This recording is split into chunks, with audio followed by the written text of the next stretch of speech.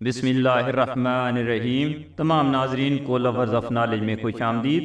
دوستو، دکن کے سلطان فیروز شاہ ایک مرتبہ احمد خان کے دشمن ہو گئے۔ اس نے احمد خان کو اندھا کرنے کا فیصلہ کیا اور اسے مقابلے کے لیے للکارا۔ اس سے احمد خان بے چین اور پریشان ہو گیا۔ دوستو، احمد خان نے ایک رات خواب میں دیکھا کہ ایک نورانی صورت بزرگ نے ایک تاج ترکی اس کے سر پر رکھا اور اسے سلطنت کی بشارت دی۔ جب وہ صبح اٹھا تو بہت زیادہ پرسکون تھا۔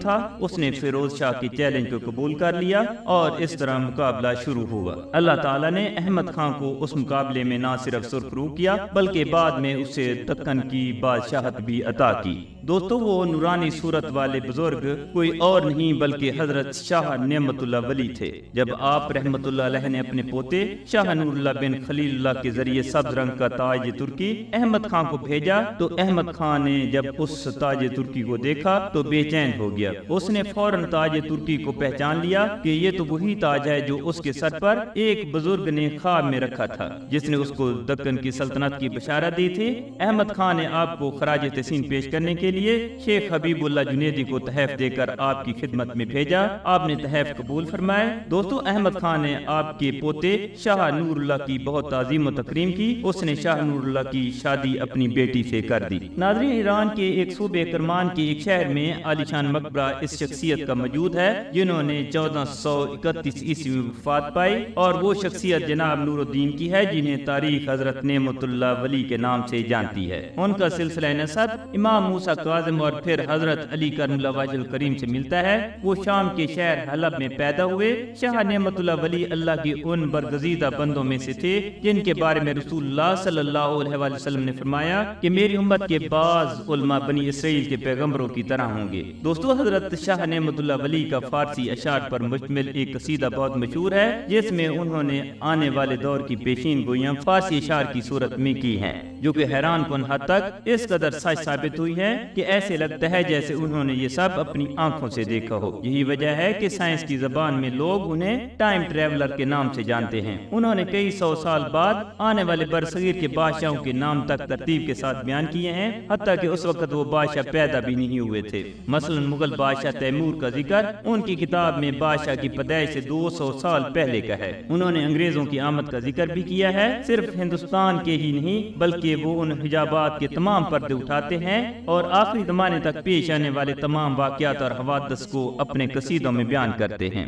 دوستو، آج کی اس ویڈیو میں ہم ان چند پیش گوئیوں کا ذکر کریں گے جو یا تو ماضی میں پوری ہو چکی ہیں یا پھر مستقبل میں پوری ہونے والی ہیں۔ لیکن آگے بڑھنے سے پہلے آپ سے درخواست ہے کہ اگر آپ میرے چینل لورز آف نالج میں نئے ہیں تو چینل کو سبسکرائب کر دیں اور بیل آئیکن کو دبا دیں تاکہ اس طرح کی دلچسپ اور حقائق پر مبنی ویڈیوز آپ تک بر وقت پہنچتی رہیں۔ نمبر 1، دوستو، حضرت شاہ نعمت اللہ نے یہ پیشگوئی کی تھی کہ مغل شہنشاہ حکمرانی کریں گے مگر یہ ظالمانہ حکومت ہوگی، اور یہ حقیقت ہے کہ چنگیز خان کی اولاد سے تعلق رکھنے والے بادشاہ تیمور لنگ تاریخ میں اس دور کا انتہائی ظالم اور جابر بادشاہ تصور کیا جاتا ہے۔ انہوں نے بعد میں آنے والے تمام مغل بادشاہوں کا ذکر بھی ان کے ناموں کے ساتھ ترتیب سے کیا ہے۔ نمبر 2، ایک شعر میں انہوں نے لکھا ہے کہ روس اور جاپان میں لڑائی ہوگی جس میں جاپان کو فتح اور روس کو شکست ہوگی۔ دوستو، 1904 میں روس اور جاپان کے درمیان کوریا پر قبضہ کرنے کے لیے جنگ ہوئی اور روس کو شکست فاش ہوئی۔ نمبر 3، ان کی پیش گوئیوں کے مطابق ایک قیامت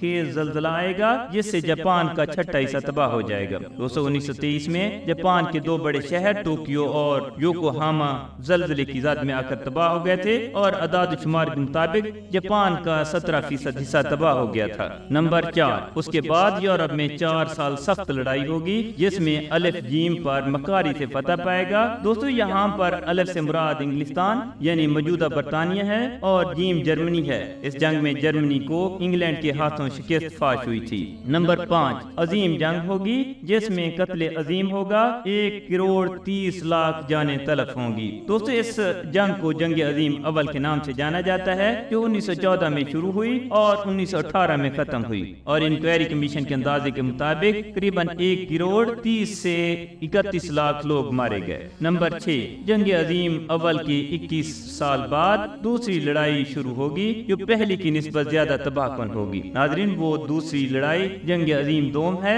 जो 1939 से 1945 तक रही, जो जंग अजीम अव्वल के करीबन 21 साल बाद हुई और सिर्फ हिरोशिमा और नागासाकी पर एटमी हमले में करीबन 1,80,000 लोग मारे गए। नंबर 7, हिंदुस्तानी उसमें मदद करेंगे मगर वो उस बात से बेखबर हैं कि ये इमदाद आगे चलकर रायगा जाएगी। दोस्तों, दूसरी जंग अजीम में हिंदुस्तान के मुसलमानों ने तुर्की का साथ दिया, लेकिन तुर्की ये जंग हार गया और आखिरकार ये इमदाद रायगा गई। नंबर 8, 2 अल्फ और रूस और चीन बहम शहद की तरह मीठे होकर इत्तेफाक करके अलिफ और जीम पर मुसल्लत होंगे। दोस्तों, यहाँ अलिफ से मुराद इटली, जीम से मुराद जर्मनी है और जापान है। ये जंग पूरे रोए जमीन पर 6 साल तक लड़ी जाएगी और हर जगह इंसानों की मौत का सबब बन जाएगी। नंबर 9, पाकिस्तान के क़याम का इशारा देते हुए वो लिखते हैं कि अंग्रेज हिंदुस्तान से अपनी हुक्मरानी छोड़कर चले जाएंगे, लेकिन कीना और बुराइयों का बीज हमेशा के लिए बो जाएंगे। और इस बात की हकीकत का अंदाजा यहाँ से लगाया जा सकता है कि अंग्रेज चले तो गए मगर उनके बोए गए नफरत के बीजों के बायस आज तक मसला कश्मीर, पाकिस्तान और हिंदुस्तान के दरमियान नफरत का बहस बना हुआ है।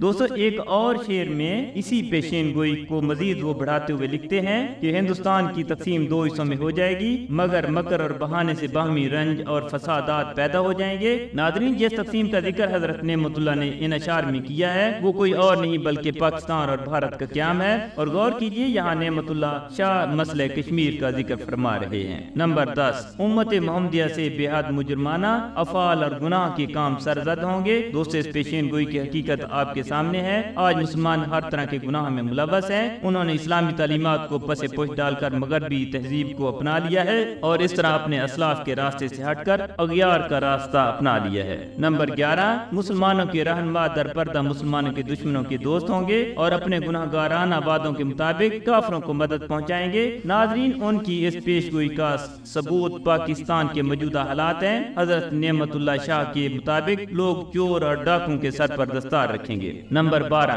काफिर मुसलमानों को अपने तरीके पर चलने की तरगीब देंगे, हज से रोक देंगे और कुरान का पढ़ना बंद कर देंगे। नाज़रीन, आज पाकिस्तान में मौजूद मगरबी तहजीब और सकाफत इस बात का मुंह बोलता सबूत है। इसके साथ कोरोना वायरस की वजह से मुसलमानों को हज अदा करने से रोक दिया गया था। आज लोगों के पास कुरान पाक पढ़ने का वक्त नहीं है। इस तरह ये तमाम पेशीन गोइयां सच साबित हुई हैं। दोस्तों, अगली वीडियो में हम आपको शाह नेमतुल्लाह वली की मुस्तकबिल में होने वाली पेशीन गोइयों के बारे में बताएंगे, जिनमें गज़वा हिंद, मुस्तकबिल की दुनिया में पाकिस्तान के कायदाना किरदार और इमाम महदी के ज़हूर के बारे में तफसील से बात करेंगे। अल्लाह हम सब का हामी और नासिर हो।